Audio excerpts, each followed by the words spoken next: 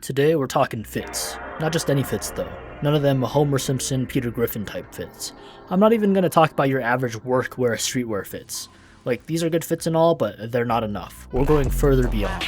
Today, we're talking about some of the coldest, the cleanest, and the toughest fits ever conceived. I've scoured the internet for these bad boys, and I'm gonna share some of them with you today, so take some inspiration if you need to. When it comes to fashion, there are a few things that make a fit aesthetic: proportions, colors, pieces, and synergy. And to define these, I'll say that proportions is how the clothes fit the body. Like, do they match the body to create an interesting profile or silhouette? For colors, it's like, are they clashing or complementary? Do they add to the fit rather than distract from it? When I'm talking about pieces, I'm talking about the physical pieces of clothing, like what's involved in the fit. Accessories, or the shirts and pants, the shoes, like, are they unique? Are they cool? Are they interesting? And most important is the synergy. How does everything mesh together? The colors, the pieces, and the proportions. Does it all come together to create a cohesive fit? So yeah, now that I've defined everything, that being said, let's begin.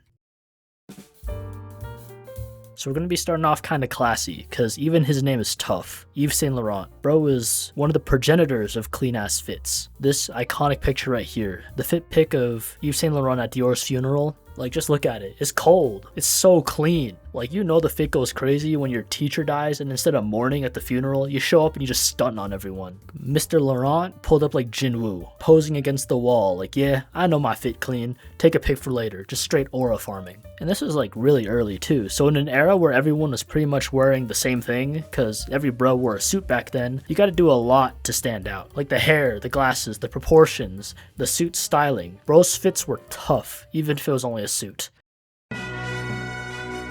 What more can I say? It's either him or Piccolo with the coldest fit in the Dragon Ball verse. Bro saw future Gohan die and decided the best way to beat the androids is to start putting that shit on. Like, look at the fit. It's iconic. So let's see what makes this fit good. Well, the proportions are perfect. He's mastered the rule of thirds and the clothes fit his frame perfectly. The way the clothes fit on his body make it very visually appealing. The cropped denim jacket over a low-cut black tank top. The tank is tucked into some pretty baggy black pants, and the pants themselves are tucked into these yellow-orange shoes. The form-fitting tank contrasts the baggy pants, and all of this is fused together by this cropped denim jacket he's wearing. It's the simple 1-2 layered combo, right? The form-fitted base layer and then a looser outer layer. Like, even then, this is already a hard-ass fit, but the details and accessories elevate it even more. Like, the fit wouldn't go as crazy without the belts, the Capsule Corp logo, and the huge sword. Like, come on, the details make it everything. ASAP Rocky, also known as Soon as Possible Rocky, Always Strive and Prosper Rocky, Assassinating Snitches and Police Rocky, acronym symbolizing any purpose Rocky, absolute fashion icon. Like, what is there to say? Bro's got so many fits that go absolutely stupid. So I kind of just picked one that I vibed with the most. This fit right here is hard to pull off because it involves shorts and a lot of colors, yet it's somehow a clean fit. The slightly oversized graphic tee and stitched shorts, and the main thing that creates the synergy here are the colors: red and orange, turquoise and blue, with some black and white in between to fill the space. There's a lot going on in the fit. It's complex, but it's still organized. Like, the way the fit has so much color without it being overpowering. It's kind of hard to do. Again, from the off-white ones, to the Popeye the Sailor graphic tee, to the turquoise, black and white stitched shorts. With this fit, it's all about color. And then what As Soon as Possible does to elevate the fit even more is like the small accessories, like the braided hairstyle, multiple chains, rings, and bracelets. It just adds that much more complexity to elevate the fit. And then the red, white, and blue bike itself is crazy. And you can't really talk about As Soon as Possible without Rihanna, because she'd be stunting for real. Like, this elevator fit she got on, it's not supposed to work, but it do. To break down the fit, you got the base layer, she got on a white shirt with a lace hem. On top of the shirt, she got a blue zipper hoodie of some kind, and then the outer layer is a big fur-lined trench coat, super loose, with big wide cargo pants. The accessories she got include the Louis V bag, bandana, and hair beads. Look at how the clothes are layered. It gets progressively larger as it goes from inside out. Inside layer is the smallest, outer coat is the biggest. Yet, each layer is visible. It's not just one giant coat on top. The ability to have a nice layered fit that is still visible creates a more complex and interesting outfit to look at. Another important aspect of her outfit is the color choice. There are two colors that make the fit, the blue and then the brownish orange. If we took a look at the color theory, these are what are called complementary colors. You got the blue shoes, zip up, bandana, and beads versus the brown bag and coat. The base layers are simple colors, white shirt, dark blue, black pants. All the other layers add vibrancy and complexity to the outfit. And just like Rocky, both of them, they got clean fits. All of Hirohiko Araki's designs are straight heat. After all, this is the bro who had his designs displayed at an exhibition in the Louvre Art Museum.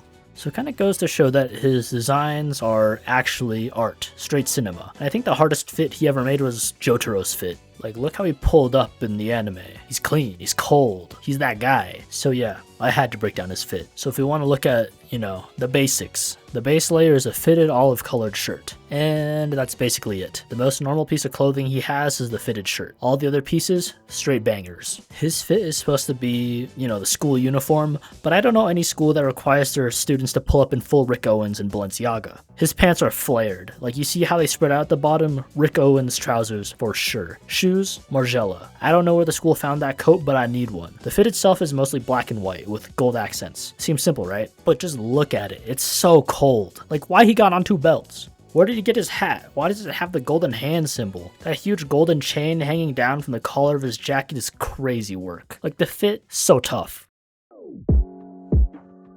Axel Lowe from Guilty Gear Strive. Ignore the OG Axel outfits like, bruh, what is that? And can you guess where he's from? He's from London, England. He's a gang leader from the East End. So, you walk around and he'll pull up on you and demand him. Like, what you doing in my ends? Bro is on that Top Boy type beat, selling food, bare peas, making bags.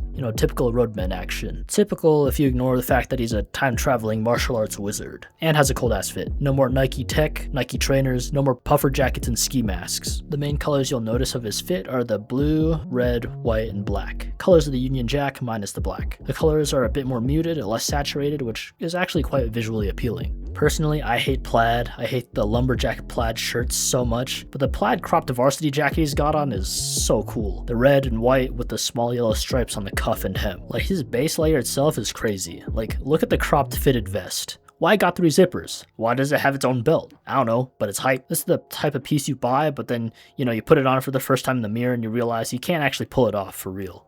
But the pants though, bro, I need a pair just like this. Axel probably took inspiration from his fellow time traveler Trunks, right? They got similar pants, they both tuck the ends into similar shoes that are similar colors. Except Axel's pants got some more cooler accessories. For example, this huge stitching down the pant leg, the huge Union Jack belt buckle, massive zipper by the pocket. Axel might be British, but the denim is definitely Japanese. The brown shoes and gloves gives a good focal point at the end of the appendages, and the black bandana with the huge white X on it makes the fit. It's a bandana, but I'd like to think that bro's actually wearing a do-rag since he's from East London. His main weapon being the Kusarigama are sickles. No wonder bro ruled the East End. He got the biggest and sickest knives there are.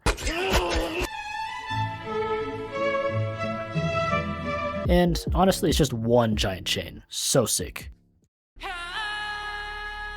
God forbid a white boy get a little motion. Lil Timmy, Lisan Al-Gaib, Ball Knower, the Chrome Hearts Kid. Did you expect the white boy of the decade to not be on this list? Out here dating a Kardashian and pulling up to Knicks games and Timbs and all. Look at him crank that Soulja Boy.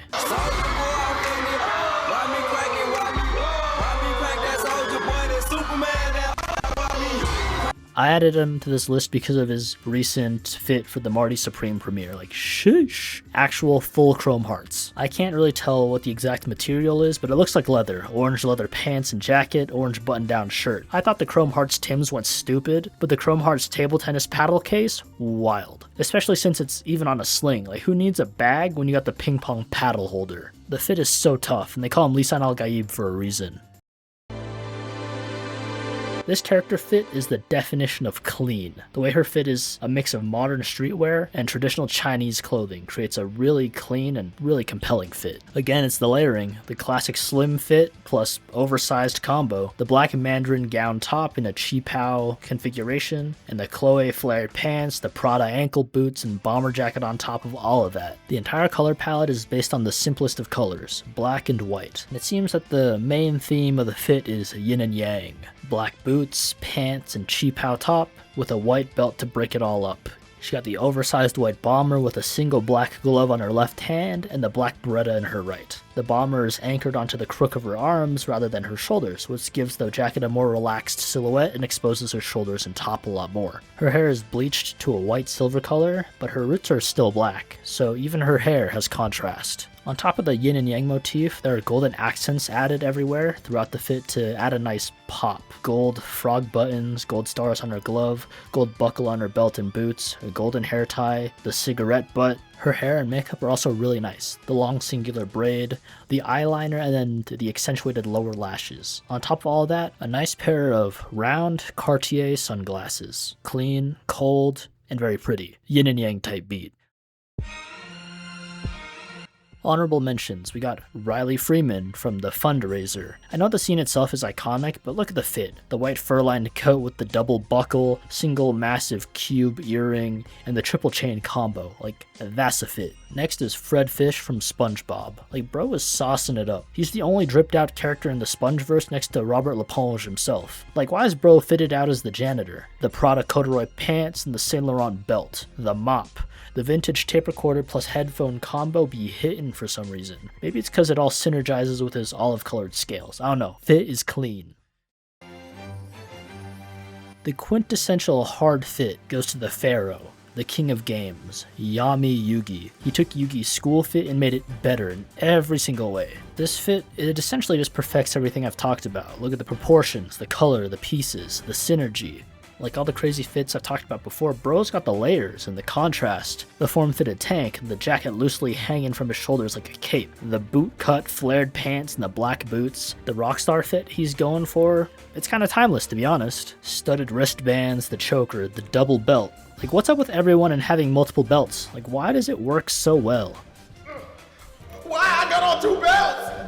The chain, it's not just the chain though, it's the Millennium Puzzle. It's gold. The pyramid shape is just such an interesting piece to wear. And honestly, it's cold. Like I don't gotta be the one to tell you that the fit's hard. I think the thing that makes the fit so iconic is the hair. The star shape makes a crazy silhouette. The red, black, and gold complements the black and blue of the school uniform perfectly. The small bit of eyeliner also makes the face stand out that much more. And the dual disc, bruh. It might be one of the greatest and coolest looking accessories out there, right? Everything is perfectly angular and the colors fit and just melds with the rest of the outfit perfectly. I don't gotta tell you this, but you and I both know, Yami Yugi, the fit's tough. So yeah, this was just me talking about and breaking down some of the cleanest fits I could find. Go ahead, like and sub, and make sure to let me know what other tough fits you guys think I should talk about if I ever do this again.